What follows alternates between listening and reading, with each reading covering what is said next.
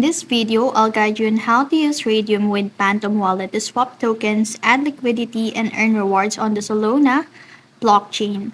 So first, make sure you download the Phantom Wallet in here. Just simply click this Connect Wallet on the upper right corner, and then click this Phantom. And as you can see in here, it automatically opens the OKX wallet in here. Just simply create wallet or import wallet in order to use. So to connect Phantom Wallet to Raydium, make sure you go to the Raydium.io, the official one, and then click the Launch app, and then click the Connect Wallet on the top right corner.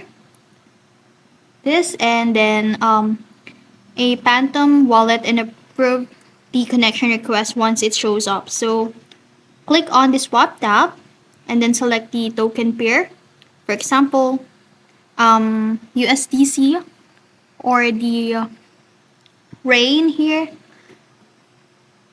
and then enter the amount to swap. So review slippage tolerance and fees, and then click swap and approve the transaction in Phantom. And then after that, navigate to liquidity, then add liquidity, and then select token pair. And that's it. That's how to use Radium on Phantom Wallet.